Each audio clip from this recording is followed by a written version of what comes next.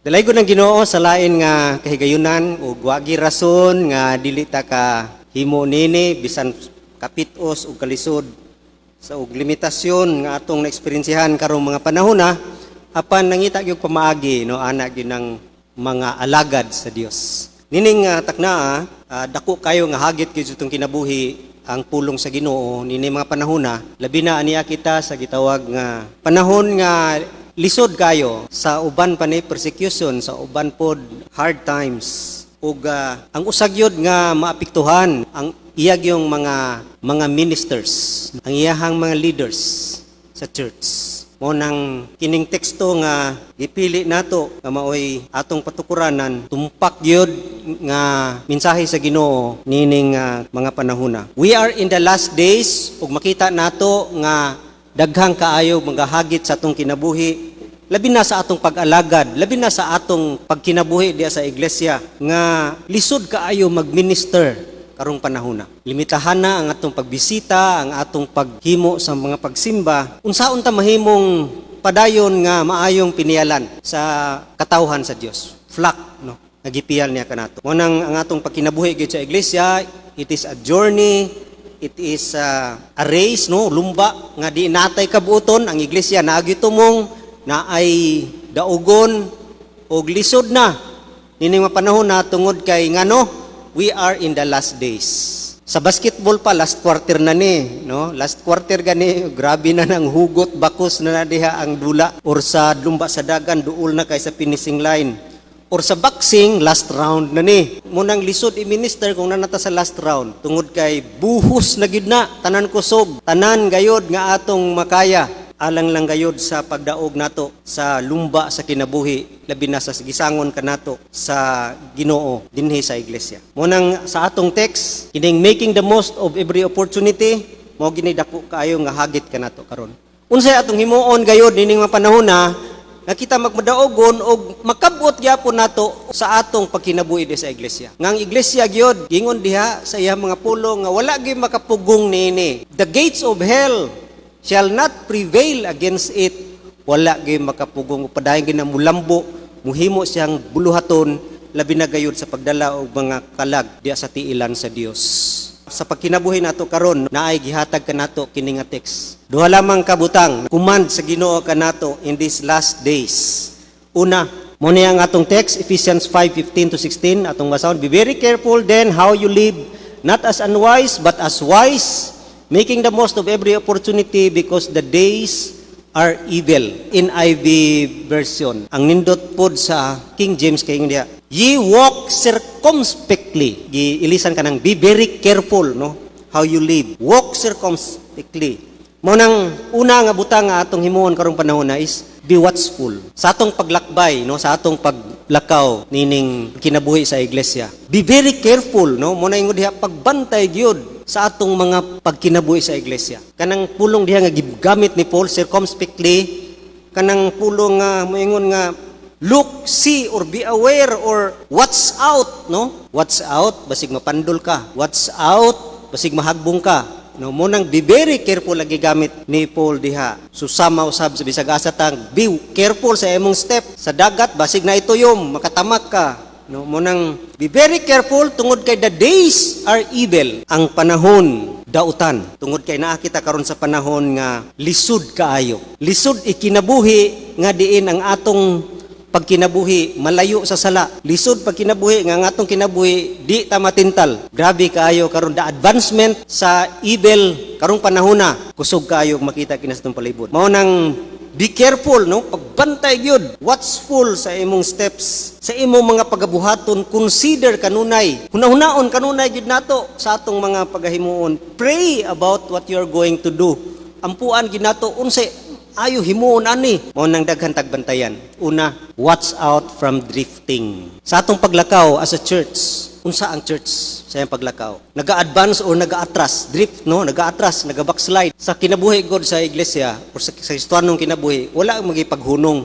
Kay kung standby ka, meaning nagpa-atras ka na, kay mabira man ka. Sa karon kalibutan, nga evil kaayo nasa palibot, di pwede ka mag-standby. Di ka pwede mag-relax. The days are evil. Satan is very busy nowadays Diligent kay si Satanas karon kay last quarter, mo nang di ta pwede gyud pagpahulay. Di gani matug si Satanas, kita naman noon magtugtog. Mo nang watchful kay kabigon gyud ta, mudrift. Unahon gyud na Satanas ang mga leader. Mo gina iyang unahon kay mga frontliners. Una gyud ang mga pastor panglinglahon ni Satanas. Temptations, iya gitang tintalon nga mahitong pawak no makatamak kita, makasala kita. Drift mo nang ang sala mo, drift man gid kana, makapaatras man gina sa imong pag-uswag. Mo nang be careful no, tungod kay nining kalibutan na labi na we are in the last days. Pareha ni Jesus Christ. Si Jesus Christ magpaingon na gyud sa iyang height, sa iyang mission to die on the cross to save the world. Tintalon gid ni Satanas. Gigamit gid ni Satanas iyang full force. Tintalon nang iyang unod, lust of the eyes sa mata, lust of the flesh sa unod, and pride of life. Gamiton ginatanan ni Satanas. And you know, si Satanas kahibaw gina nag-studio na kanato. Mo nang istudyuhan kita niya.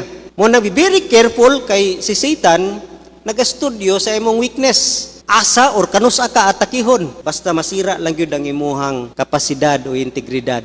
Ingon nga light of the world, bantayan gyud nato sa atong kinabuhi nga dili ta mahiagom diha nga mahimo makapaatras kanato. Mo nagingon giniya sa Ephesians 5:18 nga walk as children of light. Walk as children of light because the world is watching. Watch out from drifting. Mo nang tanawon ginato, bantayan ginato kung atong kinabuhi pagkaron paatras ba? Unsa man gid akong pag-alaga dron paatras o nihunong o nitubo, ni uswag. By all means, advance kita alang sa Ginoo. Then watch out for distraction. Sa paglakbay gyud sa atong pagkinabuhi diya sa iglesia, para di kita kaabot sa goal, daghang gyud mga gitawag nga musamok sa imuha ba, muhasol nga di ka concentrate, nga malangan ka. Oh, mo na distraction. Kana bang musite na ka unya nay mukuhit sa imong dire, di na nang kakatarong og site, di ka kaigo sa imong gitarget. Daghay distraction sa atong kinabuhi, be watchful. Di ta ka bantay sa aning uban. Distraction nga ma-delay ang atong kinabuhi diya sa iglesia. Muslow ang church, ma-inactive ang church. Pareha karong panahon na, unsa magi mga pagsuta nato sa atong mga iglesyanan. Nabay mga report nga nagdaghan noon or nagnindot ang Bible study, nagnindot ang mga worship, ang mga fellowship, ang discipleship, ang evangelism, or paatras, or wala sayang focus, nagrelaksa. Mo nang karon mga panahon na, the days are evil, daghay distraction gyud nga himo ni Satanas. Sa ato pagkinabuhi, daghan tag commitments. Nagan ni tay mga kalibutanon nga commitments. Daghay mga gitawag nato nga kabalaka, distraction na. Daghay mga dili importante nga information. Kita karon loaded no, bisag unsa na lang na impormasyon gikan sa internet, daghay impormasyon dinhi sa news, loaded, distraction. Bisan pa ang atong pagkinabuhi sa matag adlaw usahay kining deceitfulness of riches and worries of life, makadistract sa atong pagkabot kay dili ta kaigo. Mo nang daghay distraction sa atong kinabuhi. Kung dili kalisod, dili mga worries, dili kabalaka, fear, mahadlok ta karon coronavirus, or kung dili hayahay ta karon o way problema, distraction na. Kay ang katuyuan napugngan, wala ka ka-advance, wala ka kahimo sa imong tumong. Daghang kay distraction. Bisag sa matag personal na to nga pagkinabuhi. Akong eksperyensya karon, wala na may basketball, iban ta ka basketball. Ngita ko glayang pasingot, biking. Dito na po na-focus akong time, distraction. Makakuan usahay kay magganahan man ka. Worldly nga commitments, maka-distract ka nato. Mo nang si Satanas, perti ka bright, budisib siya, murag pare-pareha gyud, murag kanang murason ka, murag tama gyud nga rason, no? Karong panahon na, careful ta sa mga buhaton ni Satanas kay gamay ra gyud diferensya ang kamatuoran ug dili kamatuoran. Tanawa karong panahon na maglalis man ta kung kining pagsimba ba or kining gobyerno mutuman ba ta o dili, kagmay ra kaayo, no? Kagmay ra diferensya. Pabaksin ba ka or dili, kagmay ra diferensya. Mo nang mga distraction. Be careful, no? Karong panahon na. Be watchful. Niya na, kay kung dili ta ka matikod, muna kinahanglan naatay mata nga sharp, makabantay dayon nga kana dili maayo. Muna kinahanglan kita diha gid ta permente sa pulong sa Ginoo kay diha idigid mo si Piat. Mao nang bantayan nato ang mga distractions. Ikatulo, watch out for detours. Ganyan ingon ta paatras karon mayon ta maka-blurred sa atong tumong. Karon na editors, kana bitaw mo tipas ka, kita ka sa atong mga dalan, pag naay gitrabaho diyang dalan mayon, diri mo agi kay gitrabaho pa ni nga dalan. Detours.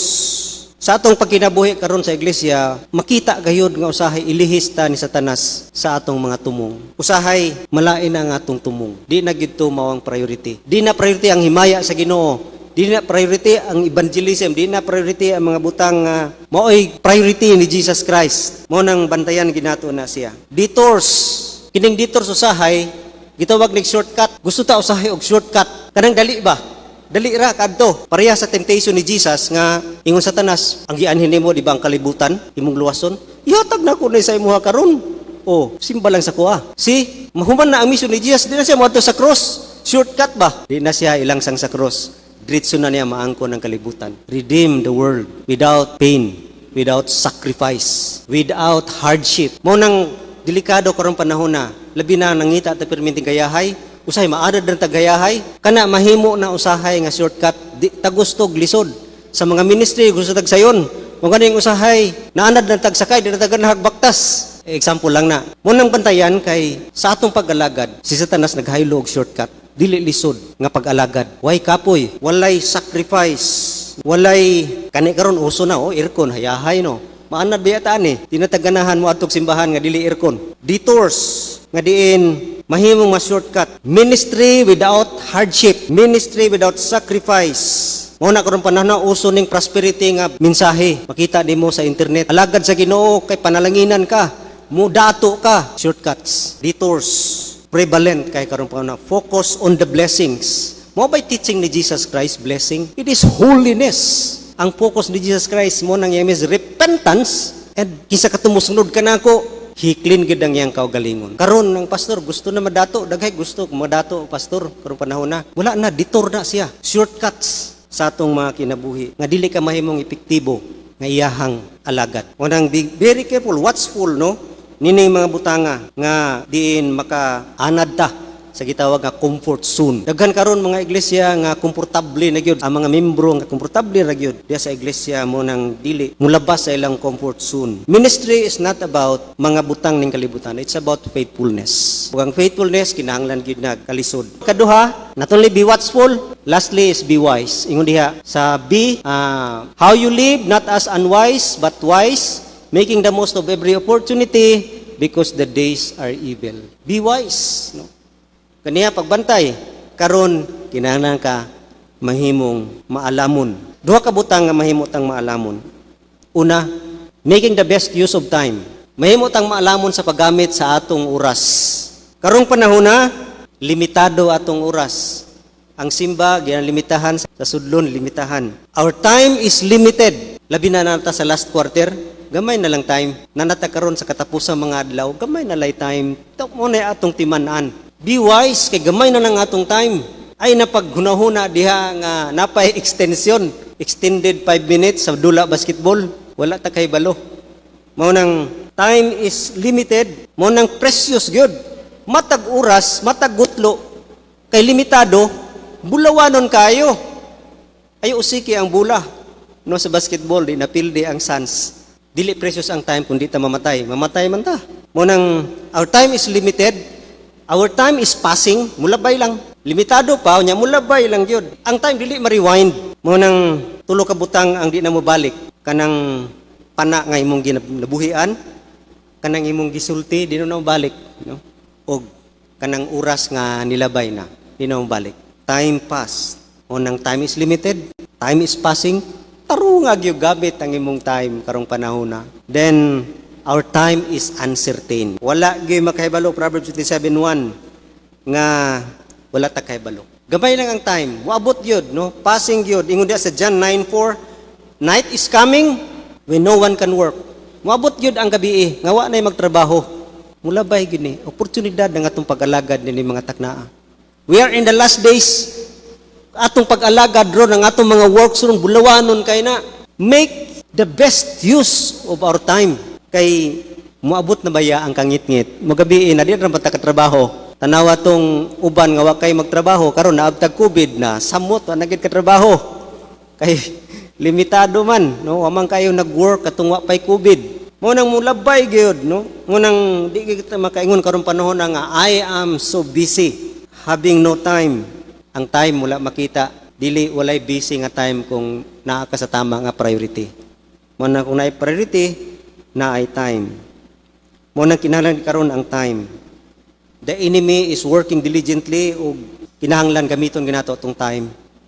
Ingon diha, don't count time, but make your time count. Ayaw ihapa ang oras, kundili gamita imong oras nga maihap, no? Kanang bulawanon kay ba?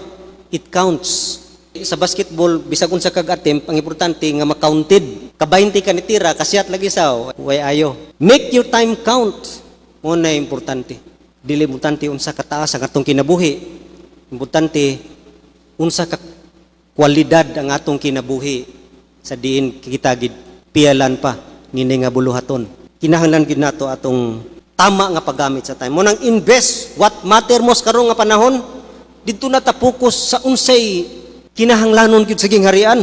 Mo na ingon diha nga only one life will soon to pass, only what is done for Christ will last. Usa lang na ni kakinabuhi nato, usa lang ka tsansa. Mulabay ra ni. Pero unsay nahimo nato alang kang Kristo, maoy mulungtad og dugay hangtod sa kahangturan. Unang gamiton ginatog maayo atong time karong panahon na para kang Kristo, no? Kalimtan sa nato na atong kaugalingon.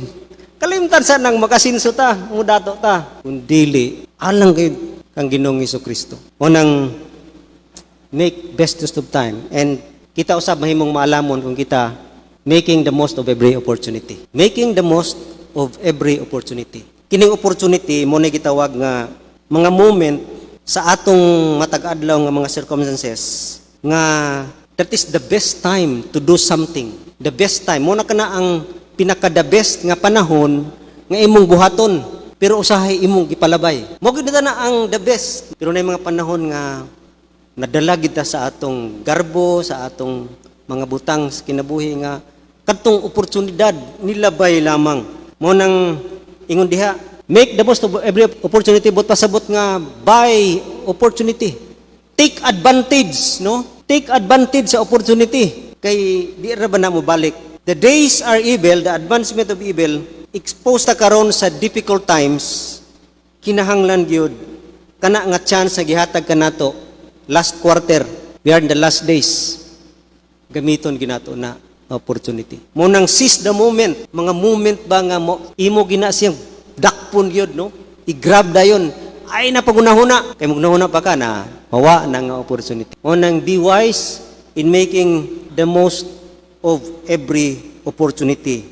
Seize every opportunity to shine as light. Karong panahon na oportunidad gyud nga musiga ta ingon nga light. Ang Kristiyano karong panahon na dako kay opportunity nga mo shine. We are in the last days. Daghan karon ang naglaylo sa ilang Kristiyanong kinabuhi. Daghay nagpariha lang pod sa mga katawhan sa kalibutan. Dili makita ang ilang pagkakristohanon. This is a right time. Usa kini ka oportunidad. Oportunidad nga i-share si Jesus Christ ngadto sa wa pa kaila kaniya. Oportunidad nga maghimog maayo ngadto sa uban. Galatians 6:9. Mao nang grab, no? Karong panahon na unsa man sangon ka nato sa Ginoo sa iglesia, grab it, no? Dakpa giday na. Sa kinabuhi, ang uban mo ingon gayud nga kining atong kalisod karon makapildi, makaguba gayud sa mata sa tao, pero sa mata sa Ginoo, it is an opportunity. Oportunidad. Dagay maingon relax ata kay saon na manggay COVID, pero timan this is an opportunity. Kining COVID, oportunidad ni kung atong tan-awon sa mata sa Ginoo. Pero kung kita mo tanaw, mahadlok ta, mabala ka ta, mapokus ta sa mga negative. Focus ta sa mga pain, mga resulta. Mo-focus ta dito sa mga advance nga una-una nga basig mamatay ta after 2 years. Kay kining testing ra ba ni kung kita wa ka tan-aw nga diin kining mga difficult times, oportunidad. Sa panahon sa mga disciples, ningon ba sila nga ang persecution kadautan sa ila? Gipang punggutan sila liog ni Nero. Kapildihan ba sa ilaha? Dili. Opportunity sa ilaha to. Opportunity nga mapakita nga sila gayod na akang Kristo. Opportunity nga mapakita ang ilahang pagtuo, opportunity nga isulti si Jesus Christ sa katawhan nga pakaila kaniya.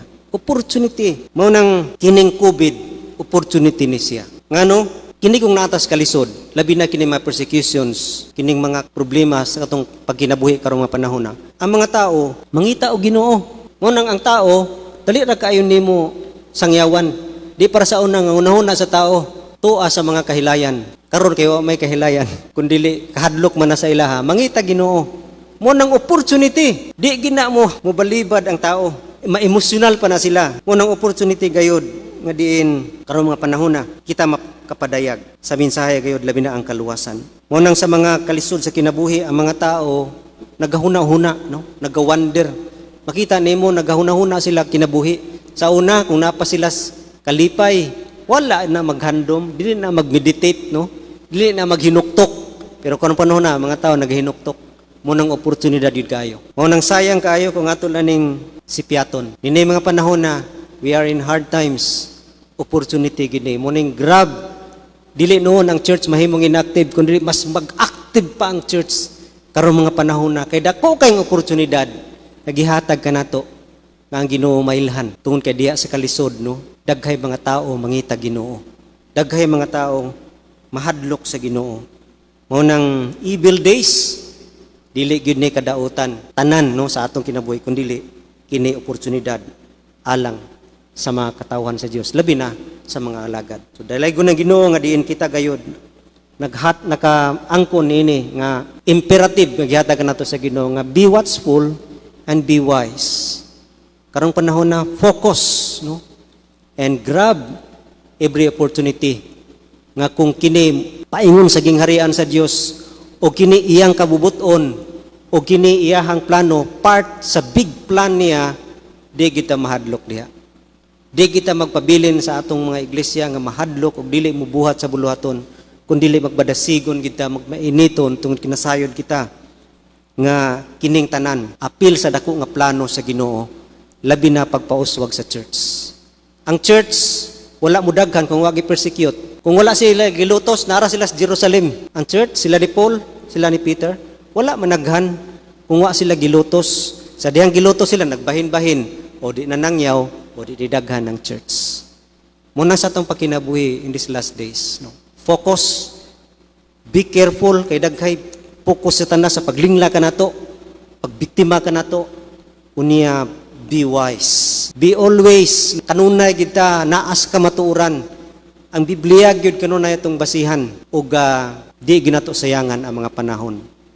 Labi na kayo ng oportunidad nga diin ang buluhaton sa Ginoo magmalambuon. Magampo ta?